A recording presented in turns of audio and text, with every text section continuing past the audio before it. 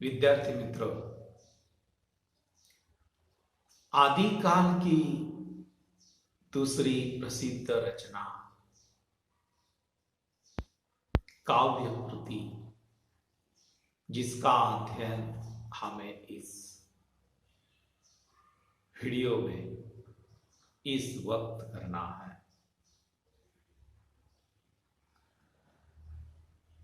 उस रचना का नाम है बिसलदेव रासो।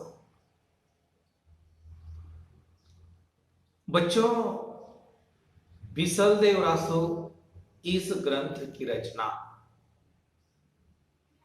नरपति हल्ल नामक कवि ने 1155 ईस्वी में की थी। किंतु अधिकांश विद्वान 1212 ईस्वी ही स्वीकार करते हैं। यानी इस रचना की जो निर्मिति है, इस रचना का जो कालखंड है, उसके बारे में विद्वानों में मतभेद है। जिस तरह से इस काव्य कृति के बारे में, कालखंड के बारे में विद्वानों में मतभेद है, उसी तरह इस रचना के कवि के बारे में, रचना काल के बारे में और इस ग्रंथ के, इस काव्य कृति के नायक के बारे में भी विद्वानों में मतभेद है। वैसे देखा जाए तो बिसलदेव रासो यह एक प्रसिद्ध गेय काव्य है। गेय काव्य इस शब्द का अर्थ है गाने योग्य काव्य। जिस काव्य को गाया जा सकता है, ऐसे काव्य को गेय काव्य कहा जाता है। बिसलदेव रासो हिंदी के आदि काल की एक श्रेष्ठ काव्य कृति मानी जाती है। जैसे कि हमने इसके पहले ढोला मारोरा दोहा का अध्ययन किया, वह भी आदिकाल की प्रसिद्ध काव्य कृति है।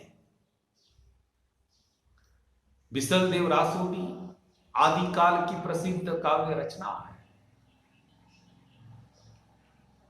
इस रचना में, इस ग्रंथ में, इस काव्य कृति में राजा भोज परमार की कन्या, जिसका नाम था राजमती, और अजमेर के चौहान राजा बिसलदेव, इन दोनों के विवाह के बाद विरह यानी दोनों का अलग होना, और कई सालों के बाद फिर दोनों का पुनर्मिलन, विवाह, विरह और पुनर्मिलन की कथा सरस शैली में प्रस्तुत की गई है। वो जो राजा बिसलदेव के बारे में कहा जाए तो राजा बिसलदेव उस समय का एक प्रतापी राजा था। इस ग्रंथ में, इस काव्य कृति में, इस रचना में बिसलदेव के समय की जो विभिन्न परिस्थितियां थी,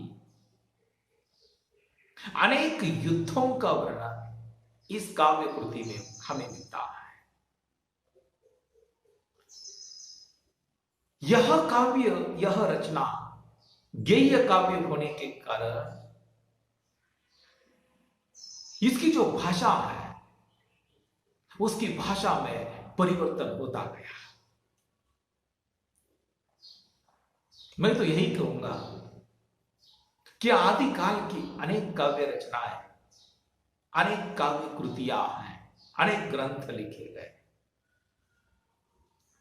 परंतु इस काव्य कृति में वीरता का गुणगान नहीं है, प्रस्तुतिकरण नहीं है।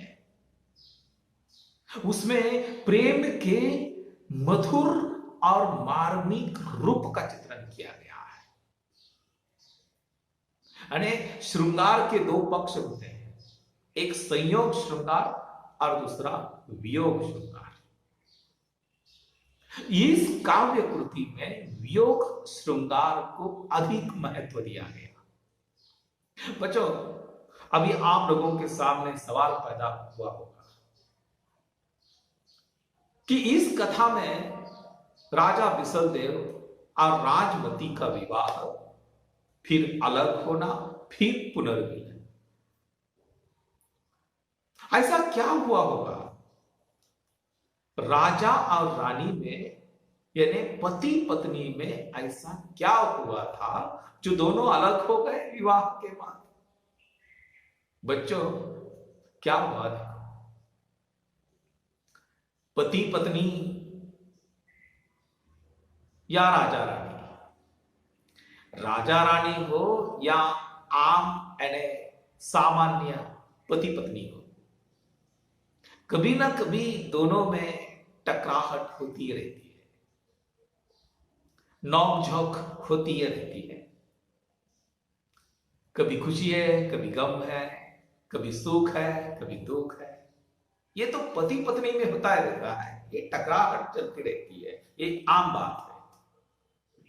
मुझे नहीं लगता कि कोई ऐसा परिवार और परिवार की पत्नी, परिवार का पति, दोनों में बहुत संसार की गाड़ी बहुत सीधे रास्ते पर चल रही है, चलता रहता है। और उसमें भी एक अलग मजा है, रूठने में मजा है, झगड़ने में मजा है, मनाने में मजा है, खुशी में मजा है, दुख में भी मजा है। मुझे एक दिन की बात है कि रानी राजमती की बातों से राजा बिसलदेव रुष्ट हो गया। रुष्ट है राजा रुसला, बायको काहीतरी म्हणाली आणि स्वाभिमानी राजा रुसला, अपनी पत्नी पर रुठ गया राजा। रुठने के बाद राजा बिसलदेव ओडिशा चला गया। कितने साल तक? 12 साल तक राजा ओडिशा चला गया। पति उड़ीसा चले गए, 12 साल हो गए। पत्नी राजमती अपने प्रिय पति के विरह में अत्यंत व्याकुल, अत्यंत दुखी थी। वह इतनी दुखी हो गई अपने राजा, अपने पति के विरह में, तो वह अपनी राजभवन की जो दीवारें थी उन दीवारों को कोसती थी, दीवारों को गालियां देती थी और वन में जाकर, जंगल में जाकर रहने की इच्छा करने लगी। बच्चों, मनुष्य के पास बहुत पैसा होता है, इसलिए मनुष्य बहुत खुश होता है। बहुत संपत्ति होती है, राजमहल होता है, नौकर चाकर होते हैं, घोड़े गाड़ी, बस सब, बस यही सब है। मनुष्य बहुत खुश होता है अपने जीवन में? नहीं। अरे नौकर चाकर, बंगला, गाड़ियां, ताजमहल, घोड़ा गाड़ी, अरे ये भौतिक वस्तु है। ये भौतिक वस्तु मनुष्य को कुछ क्षण के लिए आनंद देने का काम करती है। मनुष्य की सारी भौतिक वस्तुएं मनुष्य को मिल गई, इसका अर्थ यह नहीं हुआ कि मनुष्य बहुत संतुष्ट हो गया जीवन में। ऐसी बात नहीं है। मनुष्य को अपने जीवन में प्यार देने वाला, प्रेम करने वाला अपना भी कोई होता है, वो संपत्ति से भी बढ़कर होता है। और पति तो क्या, पति को परमेश्वर कहा गया है। बच्चों, सामंती जीवन जो है, श्रीमंती जीवन जो है, उसके प्रति गहरी अरुचि का सजीव वर्णन इस काव्य में हमें मिलता है। अत्यंत सजीव वर्णन इस काव्य में हमें मिलता है। सामंती जीवन के प्रति तिरस्कार, परंतु राजमती हार नहीं मानती और जीवन में निराश नहीं होना है, हारना नहीं है, क्योंकि मनुष्य का जीवन एक संघर्ष है। संकट तो आने वाले हैं, संघर्ष तो करना ही है मनुष्य, उससे क्या करना है। एक दिन राजमती एक पंडित के माध्यम से, एक ब्राह्मण के द्वारा अपने पति के पास अपना विरह संदेश भेजने में सफल हो जाती है। और जब राजा बिसलदेव 12 साल के बाद लौट आता है, तो उस समय पत्नी राजमती श्रृंगार करके 12 साल के बाद अपने पति से मिलने के लिए चली जाती है।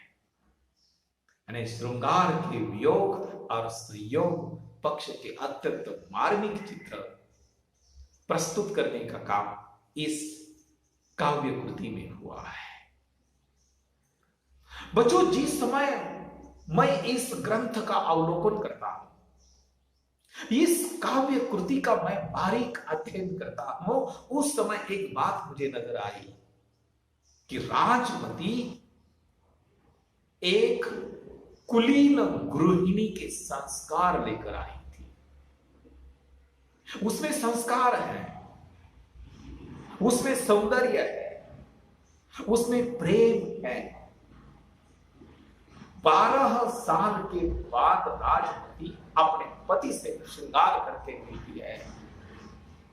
उसकी जो वाणी है व्यंग्यमयी हो उठती है,